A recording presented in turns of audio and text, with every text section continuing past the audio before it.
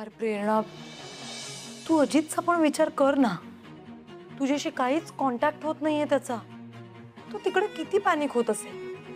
आणि मला सांग, हे सगळं कुठवर ताणणार आहेस तू? नाही, कधी ना कधी त्याला हे सगळं सांगावंच लागणार आहे ना तुला. त्याला फेस करावंच लागणार आहे. तुला पण माहिती आहे, तुझ्यामध्ये आणि त्या अण्णा केदारमध्ये असं काहीच घडलेलं नाहीये. तू इझिली त्याला कन्व्हिन्स करू शकतेस. तेजा, तुला कळत नाहीये, अजित ना खूप आयडियल जोडीदार आहे आणि त्याचा माझ्यावर प्रचंड जीव आहे.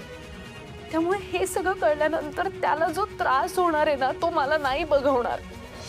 आणि मान्य आहे, अण्णा केदारमध्ये आणि माझ्यामध्ये तसं काही घडलेलं नसलं तरी पुरुष म्हणून अजित या सगळ्या गोष्टी पचवू शकेल का, ऍक्सेप्ट करू शकेल का?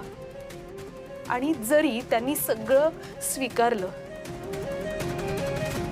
तरी ही एक गोष्ट त्याच्या मनात आयुष्यभर राहणार नाही. हे कशावरून? तिच्या अजितच्या नजरेत जरा जरी शंका दिसली ना मला कधीही आयुष्यात, तरी त्यानंतर मी जगू शकणार नाही ग. त्यापेक्षा ना मला आत्ता मरण आलं तरच बरं पडेल. ए, काय मूर्खासारखं बोलतेयस? स्वतःचा जीव एवढा वर आलाय का तुला? हे बघ प्रेरणा, बी प्रॅक्टिकल. हे जे काही घडलं ते एक वाईट स्वप्न होतं असं समजून विसरून जा ना. पुढे जा या सगळ्याच्या, प्लीज. हे बघ, आता मी मार्केटमध्ये जाणार आहे सामान आणायला. तेव्हा तू अजितला फोन कर आणि त्याच्याशी बोल, आणि शांतपणे बोल.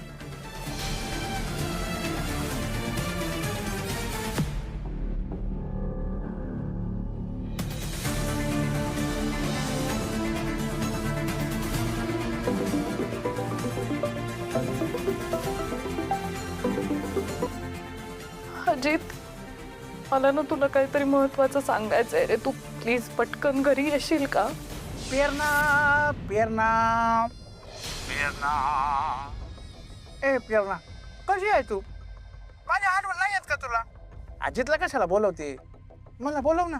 ए अण्णा केदार, तुझी हिंमत कशी झाली रे मला फोन करण्याची? हे बघ, एक गोष्ट लक्षात ठेव, माझ्या मैत्रिणींना आता सगळं खरं काय ते कळलेलं आहे. त्यामुळे तू जर मला पुन्हा एकदा फोन करून हॅरॅस करतोयस हे त्यांना कळलं ना, तर त्या तुला जिवंत सोडणार नाहीत. लक्षात ठेव आणि फोन कट कर आता. कसं आहे ना प्रेरणा, माझ्या अंगावरचे चापकाचे वळ 2 दिवसात निघून जातील, पण तू माझ्यासोबत एका बंद घरामध्ये 9 रात्र 8 दिवस काय करत होतीस? आणि तुझ्या माझ्या मिठीचा तो व्हिडिओ फेमस झाला. कल्याणच आहे मग, कल्याण. हा, आणि त्या अजितचा मुर्दा पाडायला माझ्या एका फोनची वाट बघतातच आहेत माणसं. तेव्हा मी सांगतो तिकडे गुपचूप यायचं बरं का प्रेरणा. टाइम आणि पत्ता मी तुला नंतर सांगतो. Bye bye, love you love you.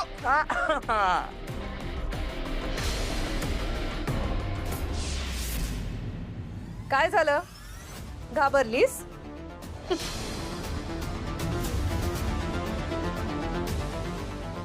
कसं आहे ना प्रेरणा, तो अण्णा केदार तुला फोन करणार, तुला धमकावणार आणि तू लगेच अशी रडूबाई सारखी रडत बसणार. हे असंच चालू राहणार आहे का आता आयुष्यभर? कसं आहे ना, ही अण्णा केदार सारखी माणसं जळू सारखी असतात. सतत कोणाचं ना कोणाचं तरी रक्त पीत राहतात. पण तुला जर अजित बरोबरचा संसार सुखाचा व्हावा असं वाटत असेल ना, तर तुझ्या आयुष्यातला अण्णा केदार हा चॅप्टर कायमचा संपवावा लागेल. म्हणजे इतका कसला विचार करावा लागतोय तुला? जा, अण्णा केदारला भेट आणि त्याला संपव. प्रेरणा, एक गोष्ट व्यवस्थित कायमची लक्षात ठेव. जोपर्यंत अण्णा केदार तुझ्या आयुष्यात आहे तोपर्यंत तुझं आयुष्य आधीसारखं सुरळीत होऊच शकत नाही. त्यामुळे त्यांनी भेटायला बोलवलंय ना, मग जाऊन त्याला भेटायचं आणि अण्णा केदार हा चॅप्टर संपवायचा. कायमचा.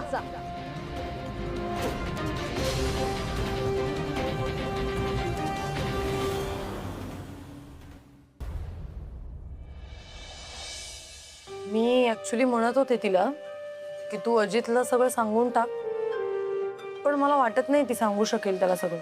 साहजिकच आहे. इतक्या कमी दिवसात एवढ्या गोष्टी घडल्यात त्यांच्या आयुष्यात. शॉक तर बसणारच ना. मी काय म्हणते, आपण अजितला सगळं सांगितलं तर, म्हणजे नाही नाही, हे बघा तेजाताई, हा विषय खरंच खूप नाजूक आहे आणि नवरा बायकोच्या नात्यामध्ये विश्वास खरंच खूप महत्वाचा असतो. आणि ही गोष्ट अजित भाऊजींना तिसऱ्या व्यक्तीकडनं समजली तर त्यांच्या नात्यामध्ये कदाचित गैरसमज वाढू शकतात. आणि मैत्रीण म्हणून आपण प्रेरणाताईंच्या पाठीशी खंबीरपणे उभं राहणं हे जास्त महत्वाचं आहे. आणि ते तर आपण करतोय ना. नाही, बरोबर बोलतेस तू, मला पटतंय. प्रेरणाच्या कठीण काळात आपण नव्हतो ग तिच्याजवळ. खूप उशिरा समजले आपल्याला गोष्टी. पण व्हॉट अबाउट श्वेता आणि मिठू?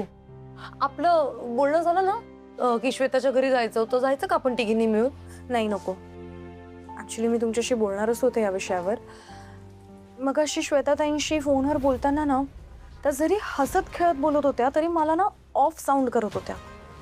मला असं वाटतंय अशा वातावरणात प्रेरणाताईंना तिकडे घेऊन जाणं योग्य नसेल. म्हणजे पहिले आपण जाऊन बघून येऊया ना. आत्ताच त्या रिकवर होतात या सगळ्यातून.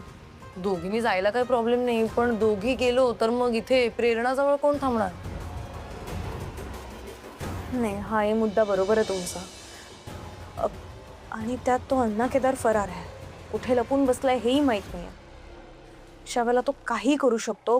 प्रेरणाताईंना एकटीला सोडून चालणार नाही. मी काय म्हणते, एक काम कर, तू जा श्वेताकडे, मी इथे प्रेरणाजवळ थांबते. Good idea. मी जाते श्वेताताईंकडे. श्वेता, आपण ना उद्या दिवाळीच्या शॉपिंगला जाऊ. मस्त 2-4 साड्या विकत घेऊ. अहो कशाला, काही गरज नाही आहे, राहू दे. कशाला म्हणजे? अखे तू माझ्या घरची गृहलक्ष्मी आहे आणि आपल्या लक्ष्मीला कोणी जुन्या कपड्यात ठेवतं का? जाऊ आपण. मग तसं असेल तर तुम्हीच आणा साड्या माझ्यासाठी. नाहीतरी आपण तुम्हाला जे आवडतं ते खरेदी करतो ना. म्हणजे काय म्हणायचंय तुला? मी माझी आवड तुझ्यावर लादतो का?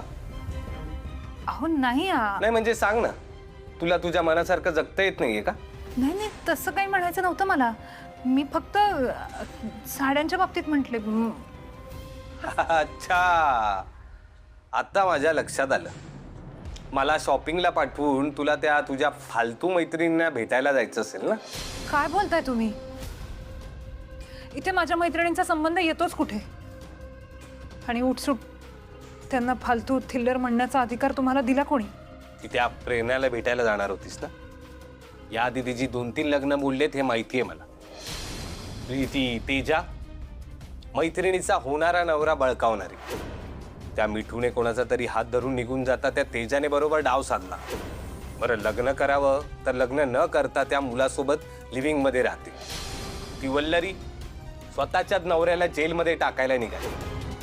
तुला तुझा भूतकाळ आठवतोय ना? विसरण्यासारखा नाही येतो.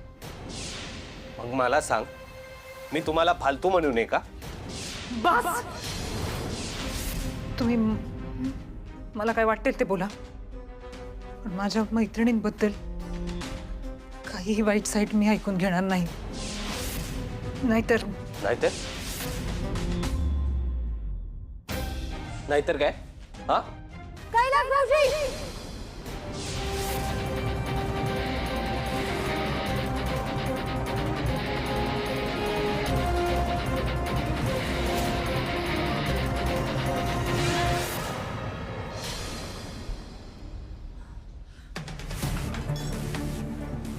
श्वेताताई, वल्लरी, वल्लरी, तू इथे? श्वेताताई, कैलास भाऊजी तुमच्यावर हात उचलतात आणि तुम्ही गप्प राहिलात. माझी बायको येते, मी तिला पाहिजे तेव्हा तोडवू शकतो. तुझा काय संबंध आहे? अगं तसं तसं काहीच नाहीये. मी पाहिलंय सगळं आणि सगळं ऐकलंय. श्वेताताई, तुम्ही आज एक गोष्ट विसरताय. नवरा बायकोच्या नात्यामध्ये प्रेमापेक्षा आदर महत्वाचा असतो. आणि कैलास भाऊजी तुमचा इथे आदर करतात असं मला दिसत नाहीये. ए वकिलीनबाई, आमच्या घरातल्या गोष्टी आहेत त्या आमच्या आम्ही बघून घेऊ. तू निघ इकडून, चल. कैलास भाऊजी, आता तुम्ही मला वकिलीनबाई म्हणालाच आहात तर तुम्हाला कायदा शिकवायलाच हवा. Protection of women from domestic violence act 2005 नुसार कुठल्याही महिलेचा अपमान होईल असे अपशब्द वापरणं गुन्हा आहे आणि यासाठी तुम्हाला जेलही होऊ शकते. इथे तर तुम्ही श्वेताताईंवर हात उचललाय, कळतंय ना? हे श्वेता, तुझ्या मैत्रिणीला समजव. स्वतःच्या नवऱ्याला तर जेलमध्ये पाठवायची तयारी करते, आता तुझ्या नवऱ्याला पण पाठवायला निघाली. ऐक ना, हे बघ, तू आता निघ. मी सगळं नीट हँडल करेन. काय हँडल करणार आहात आणि कसं हँडल करणार आहात? संसार हे नवरा आणि बायको दोघांनी मॅनेज करायचं असतं. इथे तुम्ही एकट्याने सगळं करताय. तुमचा नवरा तुमच्यावर साधा विश्वास ठेवायला पण तयार नाहीये. कसा हा संसाराचा गाळा एकट्याने पुढे कसा ढकलणार आहात? अगं वल्लरी, हे आत्ताच मी खरंच खुश आहे माझ्या संसारात. श्वेताताई, किती काळ खोटं बोलणार? ए, तू काय माझ्या बायकोला फूस लावून आमचा संसार मोडायला निघालीस? तुझ्या तर एक मिनिट. तुमची हिंमत कशी झाली माझ्या मैत्रिणीशी असं वागायची? श्वेता, तुझा भूतकाळच वाईट नव्हता, तर तुझी संगत पण वाईट होती. या असल्या थिल्लर मैत्रिणींसोबत राहून आपल्या संसाराचा मातेरं करायला निघालीस. मग नका करू ना आपल्या संसाराचं मातेरं. लग्नाआधी माझ्या आयुष्यात काय काय घडलंय ते सगळं मी नीट सांगितलं होतं तुम्हाला स्पष्टपणे.